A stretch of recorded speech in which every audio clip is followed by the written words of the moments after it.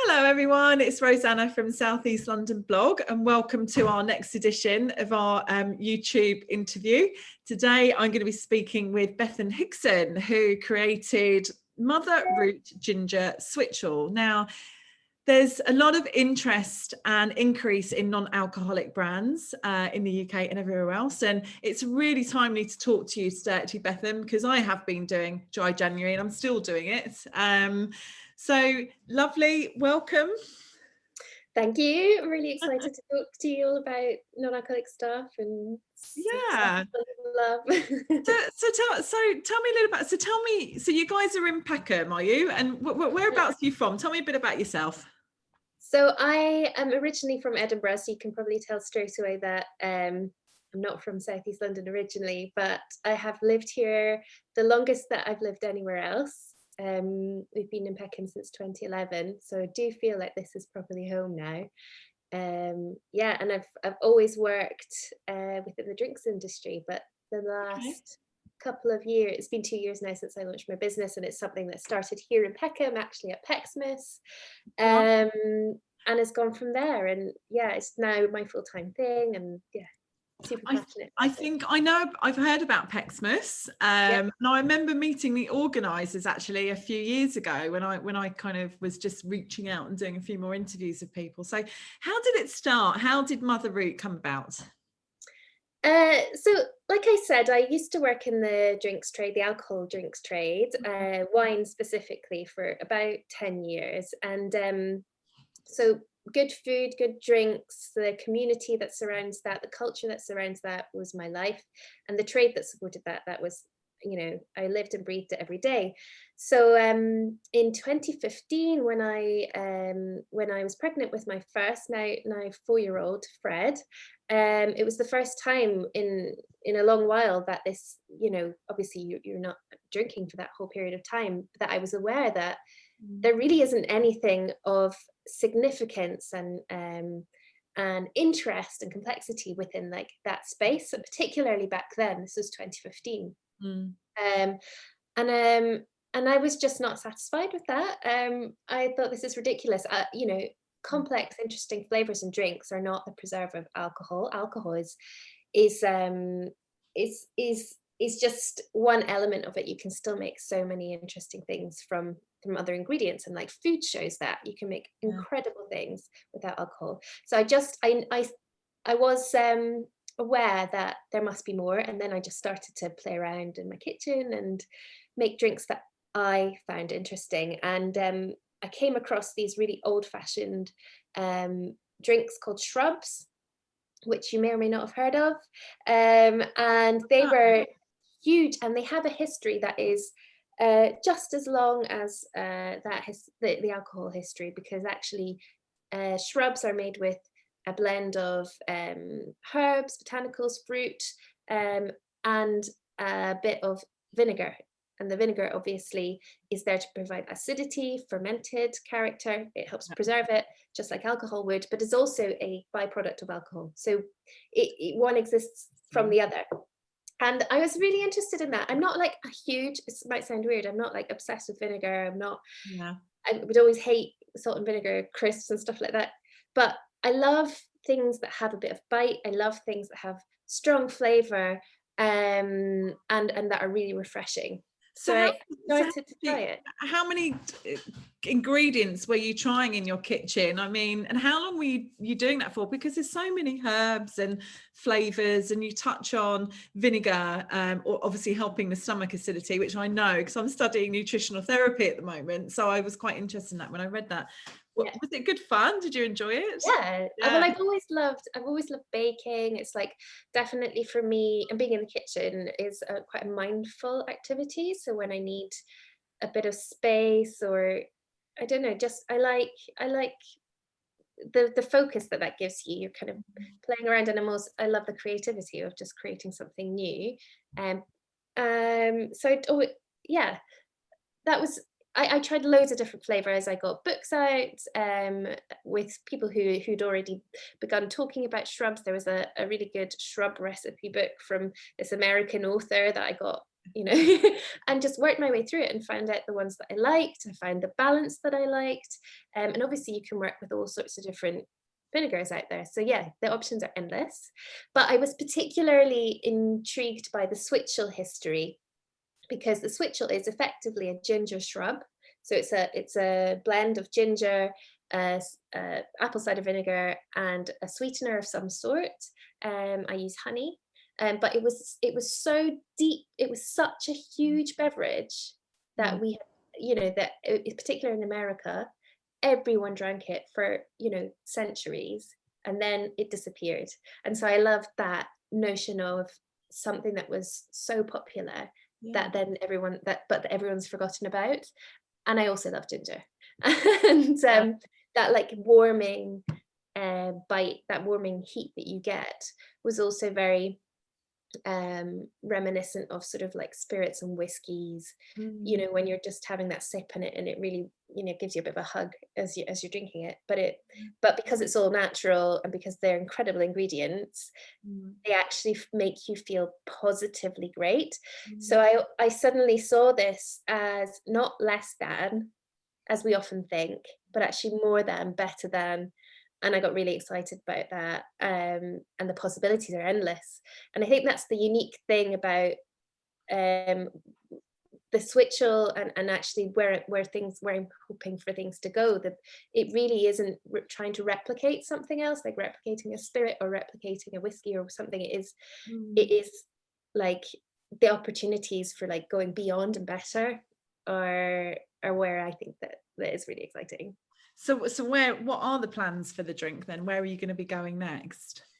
So the plans, I'm looking to launch 2 new flavors, and one definitely this year, but hopefully 2 this year, one by the summer.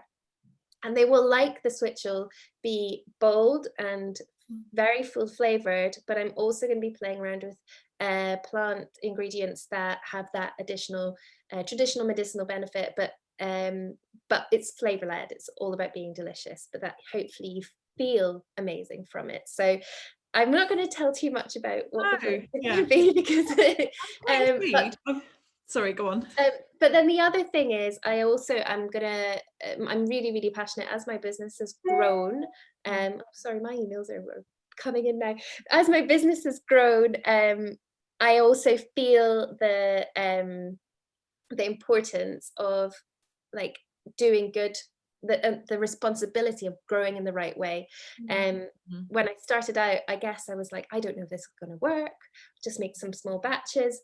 And now it's properly scaling up, and I want to make sure that I look after, I'm aware of the footprint, the impact that it has on the planet, and do something about that as we go. So I'm going to do the B Corp. I'm starting the B Corp journey. I'll ask about that. The foundations are there, and then launch into doing a life cycle analysis and review everything, so that just that we are going about things the right way, because I just think it's so important. We're all business now. I think we know what the deal is, we know what the situation is with the planet and resources, and it's really important that to look after them. Otherwise, you know, there is you know, there is nothing else. So that's going to be fundamentally part of where we're going next. So I'm really I look forward to keeping an eye on that. Well, I have a bottle here. So ginger switchel, non-alcoholic aperitif. Lovely. So organic apple cider vinegar,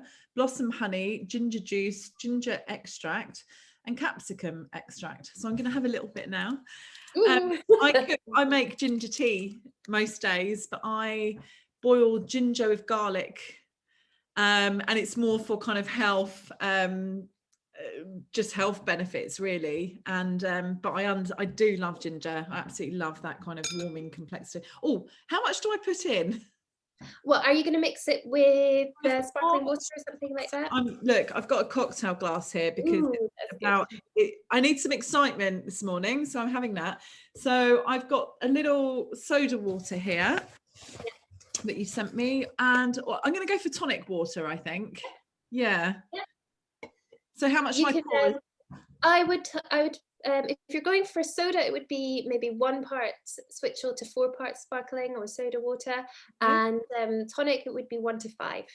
Right. Yeah. And that's just to get the sweetness balance right, because tonic obviously has some sugar in there, and I personally quite like a dry flavoured drink, not too sweet. You give it a shake. Beautiful. It's a beautiful smell. As soon as you open the bottle, the ginger and the cider vinegar just jump out. Yeah. Oh, it's lovely. It's got that kind of so I'm looking forward to drinking this. It's different. Yeah, I think so. One thing that I always tell to people is if they because obviously drinking vinegars are so different. We're not used to kind of thinking of vinegar in a kind of drink, but it's really, it's not, the vinegar will often be the first thing that you smell, even though it's not the dominant.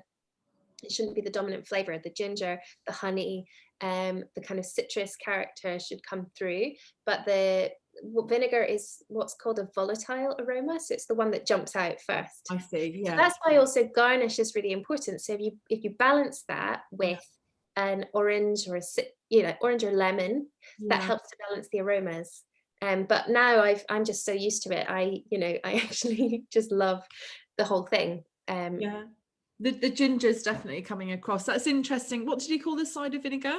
It's an aroma. So in terms of how aromas behave, some are more volatile than others, which means some that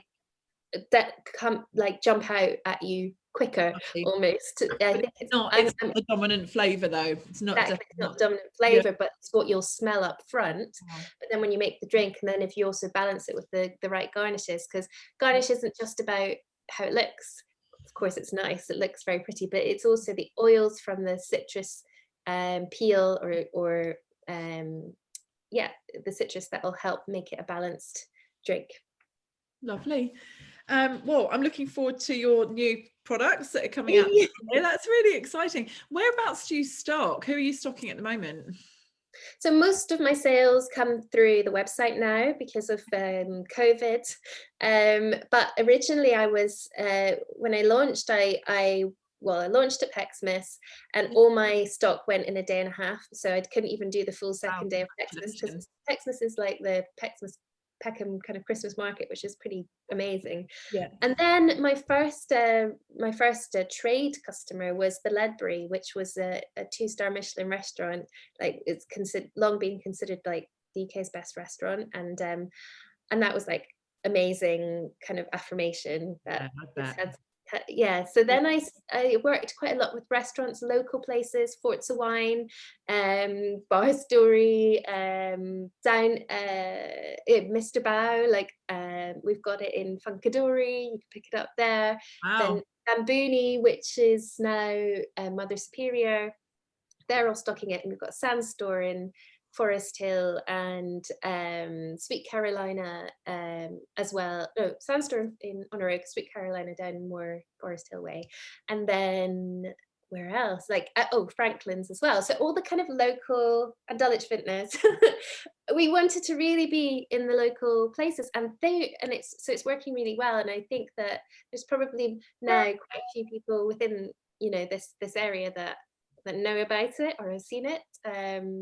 Because of that, so that was really key. But then obviously with pandemic, my sales really have moved mostly online, because it's been, the shops have been, even the ones that are open, they're just, it's very hard for them to take any new products on, because it's just been such a weird period for trading.